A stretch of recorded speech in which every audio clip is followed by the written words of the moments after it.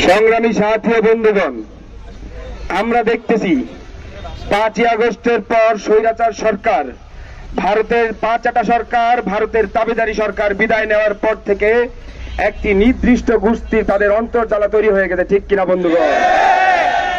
তাই তারা এই বাংলাদেশকে অশান্তি করার জন্য, এই বাংলাদেশে অস্থিতিশীল পরিবেশ তৈরি করার জন্য বিভিন্ন ধরনের ষড়যন্ত্র তৈরি করতেছে, ঠিক কিনা বন্ধুগণ?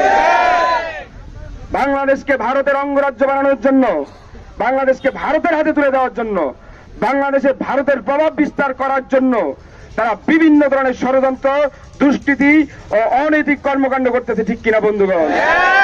শুধু তাই নয়, 92% মুসলমানের দেশে তারা মুসলিম আইনজীবীকে গলা কেটে পর্যন্ত জবাই করেছে, ঠিক কিনা বন্ধুগণ? এখান থেকে দাঁড়িয়ে বলতে চাই, 92% মুসলমানের দেশে 92% মুসলমান ইসকন কর্তৃক যে হত্যা হলো, এখান থেকে সেটা তীব্র নিন্দা জানাই এবং এটা মেনে নিতে পারি না, তৌহিদি জনতা মেনে নিবে না, ঠিক কিনা বন্ধুগণ? আইনজীবী সাইফুল হত্যার বিচার চাই এবং এখান থেকে দাঁড়িয়ে ডক্টর মোহাম্মদ ইউনূস সাহেব, অন্তর্বর্তী সরকার প্রধান, ওনাকে বলতে চাই, আপনি ইসকনকে নিষিদ্ধ করুন। যদি নিষিদ্ধ না করেন, এই তৌহিদি জনতাকে দাবায় রাখতে পারবেন না, ঠিক কিনা বন্ধুগণ?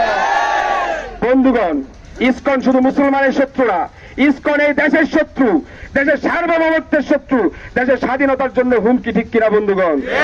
যদি ইসকনকে নিষিদ্ধ করা না হয়, দেশের সার্বভৌমত্ব, স্বাধীনতা হুমকির মুখে, ঠিক কিনা বন্ধুগণ? আমরা 52 মাস আন্দোলন করেছি, 71 মুক্তিযুদ্ধ করেছি, 24 আরেকটি যুদ্ধ করেছি।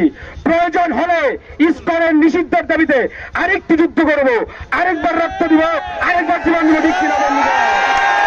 বন্ধুগণ, আরেকটি কথা বলে শেষ বলতে চাই, আমরা কোন হিন্দুর বিরুদ্ধে না, আমরা কেবলমাত্র জুলুমকারীর বিরুদ্ধে, জালিমের বিপক্ষে, ইসকনের বিপক্ষে। আবারও ইসকনের নিষিদ্ধের দাবি জানিয়ে আমি আমার কথা এখানে শেষ করছি।